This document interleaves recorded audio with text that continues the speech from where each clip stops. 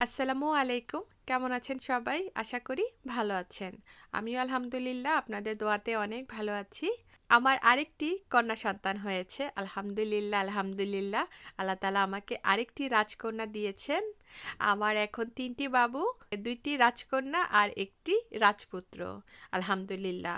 তো আমার ছোট রাজকন্যার এখন বয়স হয়েছে ৮ মাস। মাত্র ৮ মাসে পড়লেন উনি। আর বয়স যখন ৪ মাস থেকে বেশি হয়েছে মানে ৫ মাসে পড়েছিল, তখন থেকে আমি তাকে অল্প-স্বল্প করে বিভিন্ন রকমের ফ্রুটস পিউরি যেমন আপেল, নাশপাতি এগুলো তাকে আমি অল্প-স্বল্প করে খাওয়ানো শুরু করি। তারপরে হচ্ছে ঘরে বানানো চালের গুঁড়ি দিয়ে সুজি বানিয়ে দিই। এভাবে করে তাকে আমি চেষ্টা করেছি খাওয়ানোর। এখন তার বয়স বাড়ার সাথে, সাথে তাকে আমি আরো অন্যান্য আ সলিড খাবার দেওয়ার চেষ্টা করছি। যেমন খিচুড়ি বা ওটস বা অনেক কিছু। এভাবে সেভাবে মিলিয়ে আমি তাকে ঘরের খাবারটাই দেই। বাচ্চাদের ঠিক ১ম কি খাবারটা দিতে হয় আর কোন মাস থেকে দিতে হয় এগুলোর একটা ডিটেইলস রেসিপি আমার চ্যানেলে আছে। মানে আমি বলেছি প্লাস রেসিপিও দিয়েছি। লিংকটা ডেসক্রিপশন বক্সে দেওয়া থাকবে। আপনারা চাইলে দেখে নিতে পারেন। তো আমি আমার বেবিকে যেভাবে ঘরে খাবারটা বানিয়ে দেই সেটা এখন থেকে আপনাদের সাথে টুকটাক চেষ্টা করব শেয়ার করার। আমি কোনো পুষ্টিবিদ না, ডাক্তার না। আমি সাধারণ একজন মা। তো আমি একজন মা হিসেবে আমার বেবিকে যা দিচ্ছি সেটা আপনাদের সাথে শেয়ার করছি।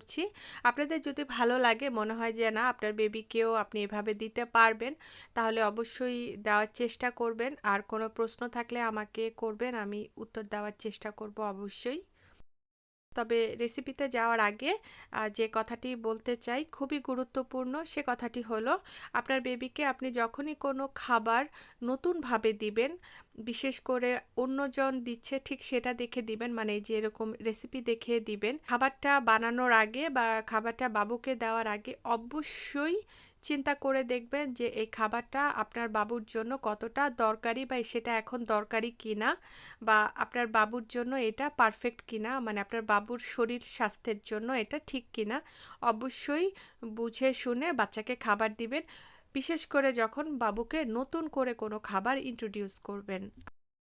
তো আজকে আমি আমার বাবুর নাম হচ্ছে নাইজা ইসলাম। তো আপনারা ওকে নাইজাই ডাকতে পারেন। আমরা আদর করে নাইজু ডাকি। তো আজকে নাইজুর সকালের নাস্তা হচ্ছে উইটাবিক্স।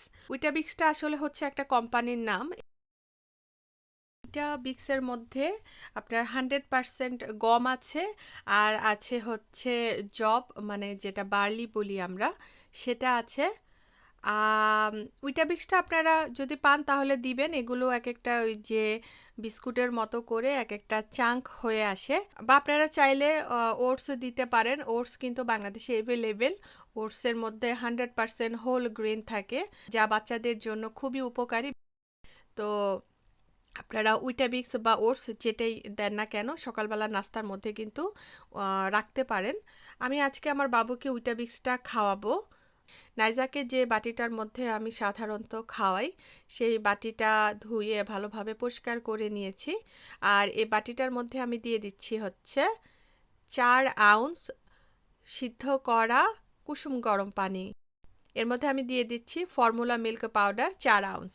৪ আউন্স পানির সাথে ৪ আউন্স ফর্মুলা মিল্ক পাউডার দিয়ে দিলাম।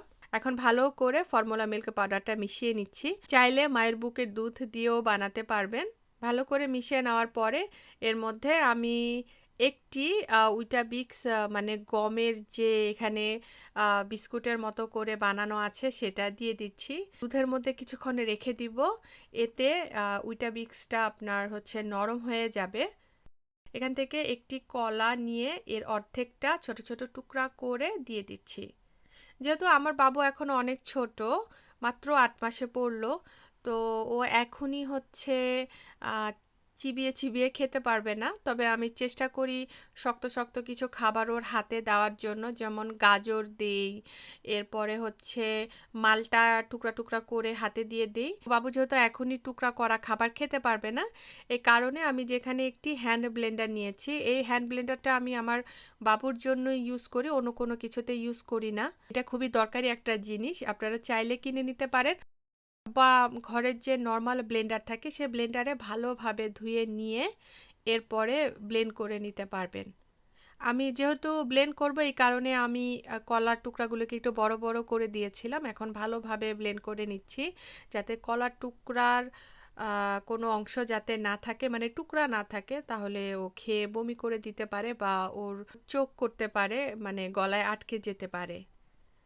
আস্তে আস্তে যখন ওর দাঁত হবে তখন আপনি হচ্ছে আস্তে আস্তে ব্লেন্ড করা খাবার কমিয়ে দিবেন।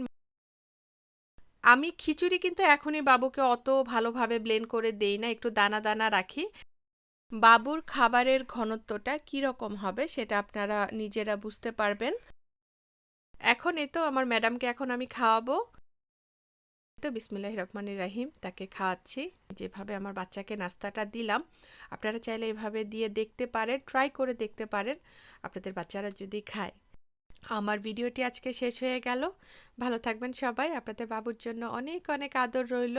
আর আমার নাইজার জন্য আপনারা দোয়া করবেন। আল্লাহ হাফেজ।